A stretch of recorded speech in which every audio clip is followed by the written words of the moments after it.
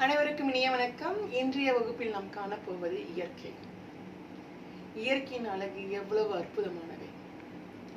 கதிரவனின் வெம்மையும், மழையின் பயனையும், நிலவின் குளிர்ச்சியை பற்றியும் இப்பொழுது நாம் காணப்போகின்றோம். இந்த இயற்கையை சிலப்பதிகாரத்தில் எவ்வாறு போற்றுகிறார்கள் என்பதை பற்றி இன்றைய வகுப்பில் நாம் காணலாம். சிலப்பதிகாரம் என்னும் காப்பியத்தை இயற்றியவர் இளங்கோவடிகள். இவர் சேர மன்னர் மரபைச் சேர்ந்தவர் என்று சிலப்பதிகார பதிகம் கூறுகிறது. இவர் காலம் கிபி 2ஆம் நூற்றாண்டு என்பர். ஐம்பெரும் காப்பியங்களுள் ஒன்று சிலப்பதிகாரம். இதுவே தமிழின் முதல் காப்பியம். இது முத்தமிழ் காப்பியம், குடிமக்கள் காப்பியம் என்றெல்லாம் போற்றப்படுகிறது. சிலப்பதிகாரமும் மணிமேகலையும் இரட்டை காப்பியங்கள் என்று அழைக்கப்படுகின்றன. திங்கள், ஞாயிறு, மலை என இயற்கையை வாழ்த்துவதாக இந்நூல் தொடங்குகிறது. அவ்வாழ்த்து பகுதி நமக்கு பாடமாக தரப்பட்டுள்ளது. இப்பொழுது பாடப்பகுதிக்குள் செல்வோம். முதலில் பாடல். திங்களை போற்றதும் திங்களை போற்றுதும் கொங்கு அலர்தார் சென்னி குளிர் வெண்குடை போன்று இவ் அங்கண் உலகு அளித்தலான். ஞாயிறு போற்றதும் ஞாயிறு போற்றதும் காவிரி நாடன் திகிரிபோல் பொற்கோட்டு மேருவலம் திரிதலான். மாமலை போற்றுதும் மாமலை போற்றுதும் நாமநீர் வேலி உலகிற்கு அவன் அளிப்போல் மேல் நின்று தான் சுரத்தலான். இப்பொழுது அதற்கான பாடலின் பொருளை காண்போம். தேன் நிறைந்த ஆத்தி மலர் மாலையை அணிந்தவன் சோழ மன்னன். அவனுடைய வெண் கொற்ற குடை குளிர்ச்சி பொருந்தியது. அதை போலவே வெண்ணிலவும் தன் ஒளியால் உலகுக்கு இன்பம் அளிக்கிறது. அதனால் வெண்ணிலவை போற்றுவோம்.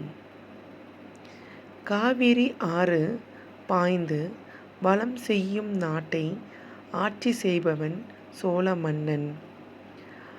அவனது ஆணை சக்கரம் போல கதிரவனும் பொன் போன்ற சிகரங்களை உடைய இமயமலையை வலப்புறமாக சுற்றி வருகிறது. அதனால் கதிரவனை போற்றுவோம். அச்சம் தரும் கடலை எல்லையாக கொண்ட உலகிற்கு மன்னன் அருள் செய்கிறான். அதுபோல மழை வானிலிருந்து பொழிந்து மக்களை காக்கிறது. அதனால் மழையை போற்றுவோம். இப்பொழுது நாம் அந்த பாடலை மீண்டும் படிப்போம். வானிலா போற்றுவோம் வானிலா போற்றுவோம் மாலை அணிந்த சோழனின் குளிர்ந்த வெண்குடை போல் அருளை வழங்கும் வானிலா போற்றுவோம் வானிலா போற்றுவோம். கதிரவன் போற்றுவோம் கதிரவன் போற்றுவோம் காவிரி நாடன் சோழனின் ஆணை சக்கரம் போலவே இமயத்தை வலம் வரும் கதிரவன் போற்றுவோம் கதிரவன் போற்றுவோம். வான்மலை போற்றுவோம் வான்மலை போற்றுவோம் கடல் சூழ் உலகுக்கு அருளை பொழியும் மன்னனைப் போல முகில்வழி சுரக்கும் வான்மலை போற்றுவோம் வான்மலை போற்றுவோம்.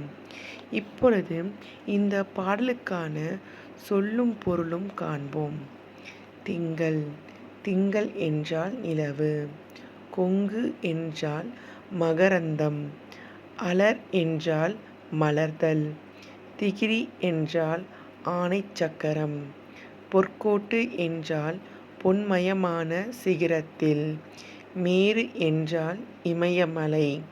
நாமநீர் என்றால் அச்சம் தரும் கடல். அலி என்றால் கருணை. நம்மை சுற்றிலும் எங்கு பார்த்தாலும் இயற்கையின் அழகு கொட்டி கிடக்கிறது. கடலும் மலையும் கதிரும் நிலவும் மழையும் பனியும் இயற்கையின் கொடைகள் ஆகும்.